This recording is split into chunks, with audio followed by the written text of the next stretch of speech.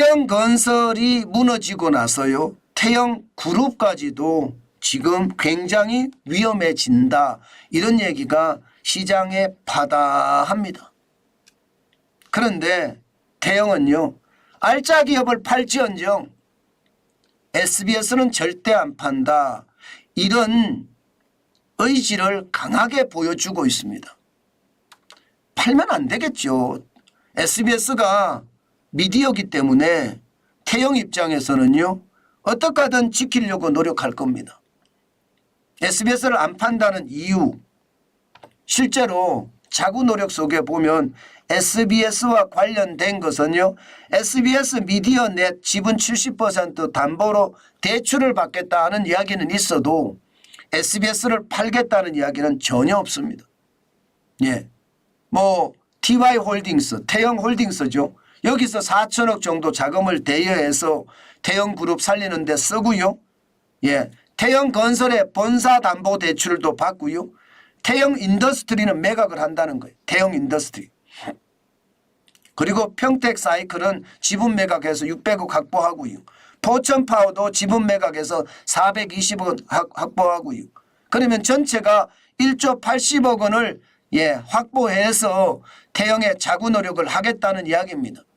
우리는 이렇게 열심히 할 테니 채권단이 워크아웃을 받아달라, 이렇게 이야기하고 있는 거죠. 여기에는 SBS는 팔겠다는 이야기는 없습니다. 물론 앞으로 채권단이 말입니다. SBS 팔아야 된다, 이렇게 나오면 태영그룹도 고민이 많아지겠죠. 자구 노력 중에 SBS를 팔아라, 이런 채권단의 안이 나올 수도 있잖아요. 그렇게 되면 아마 태영그룹도 그 자구 노력의 일환이라고 하지만 아무래도 저는 충격이 받을 수밖에 없다고 봅니다. 실질적으로 말입니다. 태영건설의 채권단 실제 차입자금이 뭐 PF 대출뿐만 아니라 시설자금, 운영자금까지 빌린 것을 보면 적지 않습니다. 1조 888억 원 정도 된다고 알고 있습니다. 일거민권이 은행이 6,574조고요. 보험회사가 2억 원입니다. 6,574억 원입니다. 정권사가 812억 원, 저축은행이 50억 원, 신협이 397억 원, 새마을공고가 693억 원입니다. 채권단의 75%가 동의를 하면 여러분 이게 워크아웃에 진행이 되거든요. 법정관리로 가려고 그러면 100%가 이게 동의를 해야 되지만 일반적으로는 75%가 동의를 하면 넘어가니까 뭐 충분히 은행이나 보험사만 되면 이게 태영건설의 워크아웃은 들어갈 것 같은데요. 현재까지 자구 노력이 이제 어떻게 될런지 봐야지요. 아마도 말입니다. 현재 전체적으로 봐서는요. 에코비트를 팔면 팔지, 태영인더스트리는 지금 거의 팔았다고 이야기하잖아요. 여기서 이제 자금 확보를 한다고 이야기하고요. 지분을 전체 팔아버린다고 이야기합니다. 그리고 에코비트도 팔지만 SBS만은 지키겠다, 이런 생각이에요. 그런데 에코비트를 팔면 현재 자산은 2조 3천억 원이 되고요. 매출액은 한 8천억 정도 되는데 이게 실제 회사의 가치는 한 3조가량이 된다, 이런 이야기를 합니다.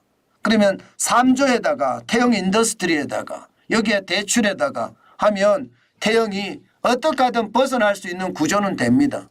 그렇지만 채권단 판단에 에코비트를 팔고 태영인더스트리만 팔아서 이게 갚을 수 없다고 하면 SBS도 팔아라, 이런 이야기가 나올 가능성 저는 없지 않다고 봅니다.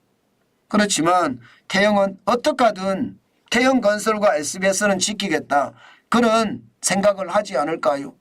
저는 여러분 요즘 SBS 주가가 엄청나게 올랐다가 엄청나게 떨어졌다가 롤러코스터 장세를 보이고 있는데 절대적으로 조심해야 된다는 말씀 드릴게요. 태영 입장에서는 어떤 식이든 SBS는 내놓으려고 하지 않을 겁니다.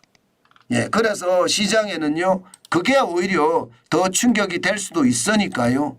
시장을 바짝 긴장해서 보면서 말입니다. 시장이 어떻게 움직이는지 저는 해봐야 된다고 생각합니다. 물론 태영건설이 계속해서 살아날지 계속 사업을 할지 더 지켜봐야 되지만요.